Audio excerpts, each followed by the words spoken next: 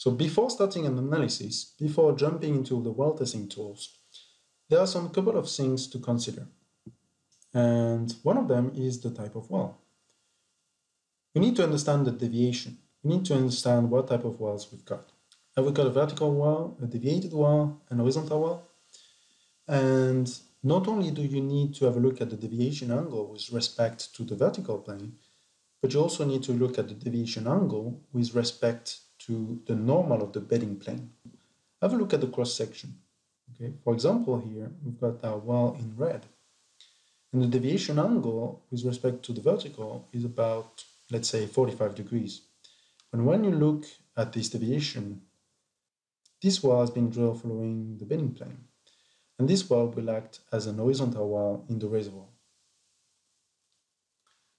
We need to have a look at the perforated interval. Is the well fully perforated, or have we got a limited perforation? Do we expect three-dimensional flow across the perforation interval?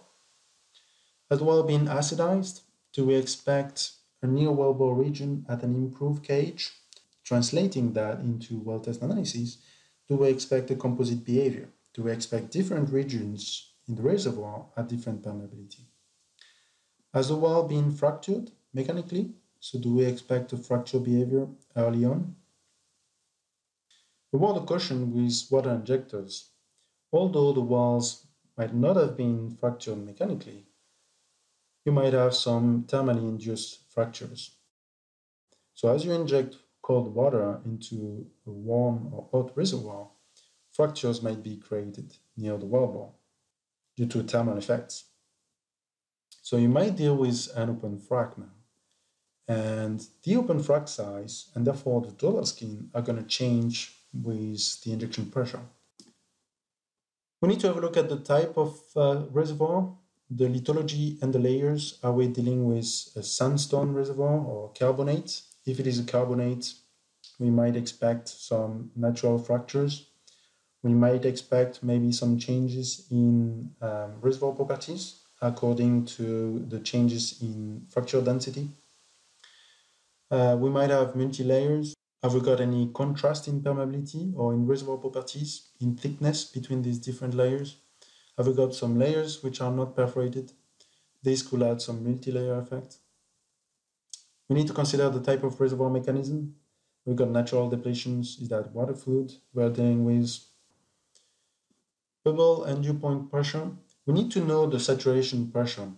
We need to know whether the well pressure is below that saturation pressure. Whether we are creating a gas breakout or liquid dropout.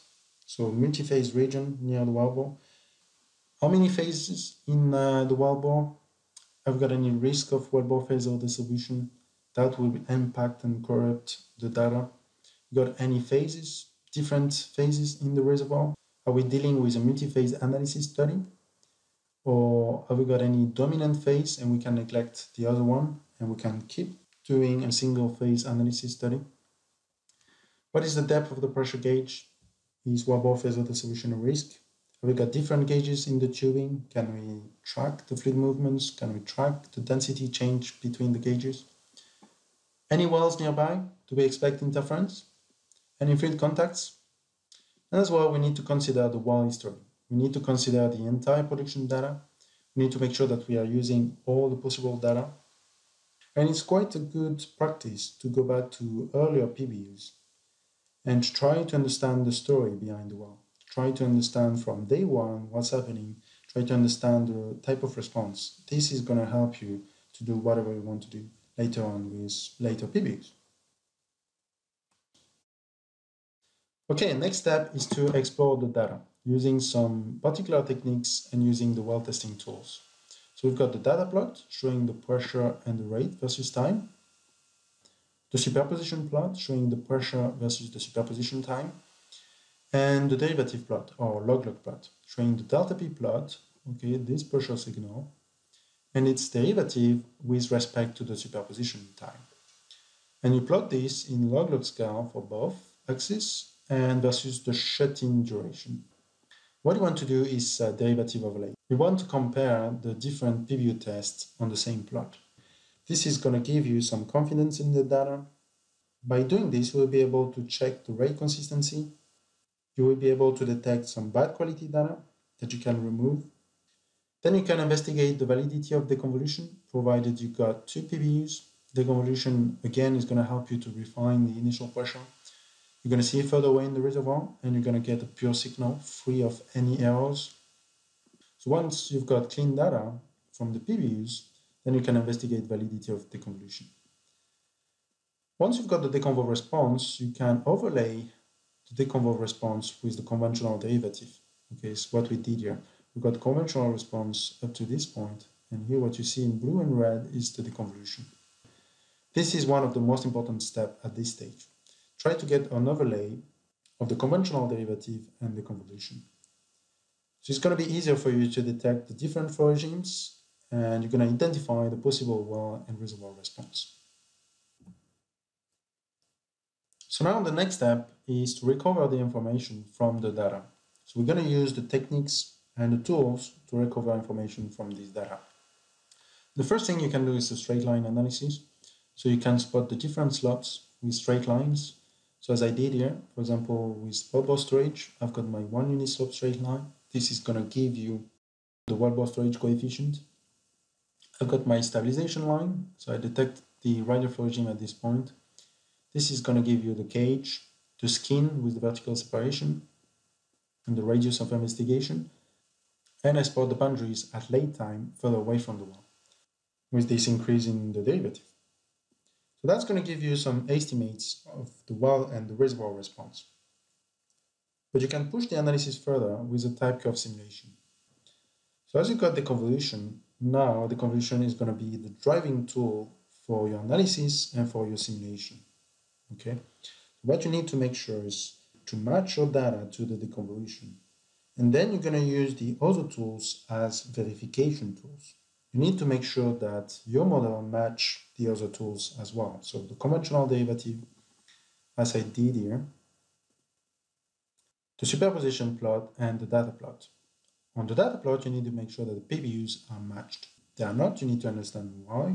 It could be because you got a wrong cage or wrong initial pressure, or you need to remove some boundaries, or you need to add some changes in reservoir properties.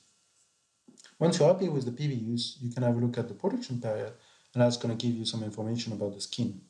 So in this case, for example, we are saying that in our model, we are overestimating the pressure during flowing production. So our skin in our analytical model is too low, okay? So at this point, the well is getting more damage. The next 2 points are probably the most important message I can give you at this stage. Always try to use the simplest well reservoir models, okay? Always try to use the simplest well reservoir models. And then if you want to use any or investigate any fancy complex models, you can do that later on. What is interesting with analytical well testing is that you can understand very complex behavior with very simple tools and very simple models. So it's very powerful. The other thing about this is that although reservoirs might have a very complex description when you look at the logs or when you look at the cores, most reservoirs will have a very simple dynamic flow behavior. So even though you've got very complex reservoirs or with different layers, a very complex log description, very complex core description, most reservoirs, let's say 95% of the reservoirs, will have a very simple flow dynamic behavior. So we'll act as a very simple well reservoir model, okay, with one layer and a uniform cage. So always start with the simplest well reservoir model first. It's going to help you to understand better the response, and it's going to give you a very simple but powerful way to understand what's going on. And then you can implement later on more complex models.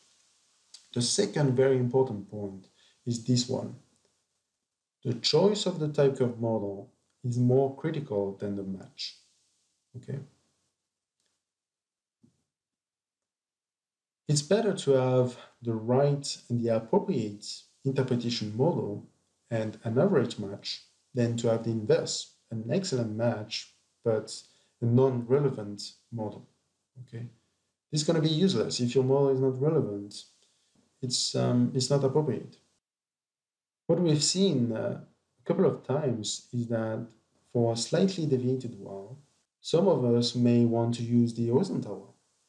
And the reason for that is because with an horizontal well model, you've got so much parameters to play with that it's quite easy to match the data. But if it is a vertical or a slightly deviated well, there is no point in using an horizontal well model. Okay, you're just wasting your time. Your well and reservoir parameters are not going to be correct. Okay, so again, the choice of the type curve model is far way more important than the match. Okay, and sometimes with an analytical model, you cannot match all the response, and you need to understand why. Again, don't forget that all this process is non-unique. Okay, so you got non-uniqueness. So don't give only one solution, right? Even if you integrate with other sources of information, don't give only one solution. Try the best you can to give more than one solution. And non-uniqueness mainly is going to come from the use of interpretation model, and especially a combination of heterogeneity and boundaries. The next step is to integrate the results with the subsurface and well information. So you can use the log and the core, and you can compare the KH derived from the log and the core with the KH derived from your well test analysis.